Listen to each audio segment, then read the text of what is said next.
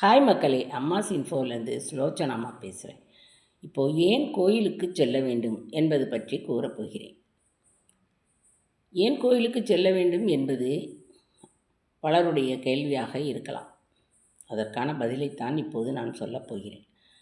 பாலில் நெய் கலந்திருப்பதைப் போல இறைவன் எல்லா இடங்களிலும் நிறைந்திருக்கிறான். நாம் கோயிலுக்கு சென்று வழிபடுவதால் ஒரே இடத்தில் இருந்து வழிபடுவதை விட கோயிலுக்கு சென்று வழிபடும்போது அதனால் கிடைக்கும் பலன் இரட்டிப்பாக கிடைக்கும்.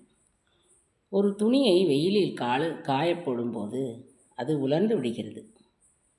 அதையே ஒரு லென்ஸின் மூலம் காய வைக்கும்போது அது கருகி விடுகிறது.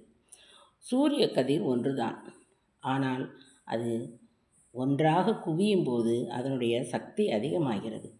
அதை போலத்தான் நாம் கோயிலுக்கு சென்று வழிபடும்போது மன ஒருமைப்பாடு அதிகரிக்கும். அந்த மன ஒருமைப்பாடு தான் இறைவனை வணங்குவதற்கு மிகவும் முக்கியமானதாகும். அந்த சமயத்தில் செய்யும் பிரார்த்தனையும் நமக்கு சக்தியை அதிகமாக கொடுக்கும்.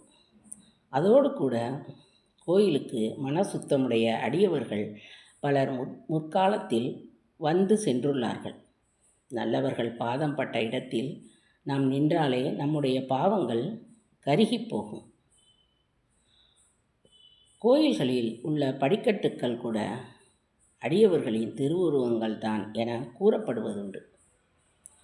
நாம் வீட்டிலும் வெளியிடங்களிலும் இறைவனை பிரார்த்தித்தாலும் வாரத்தில் ஒரு முறையாவது கோவிலுக்கு சென்று வழிபடுவதால் நமக்கு கிடைக்கும் இறையருளின் பலன் இரட்டிப்பாகும்.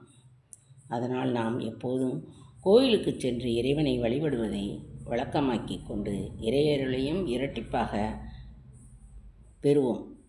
இந்த வீடியோ பிடிச்சிருந்தனா லைக் பண்ணுங்கள், ஷேர் பண்ணுங்கள், சப்ஸ்கிரைப் பண்ணுங்கள், கமெண்ட் பண்ணுங்கள். வாழ்க வளமுடன்.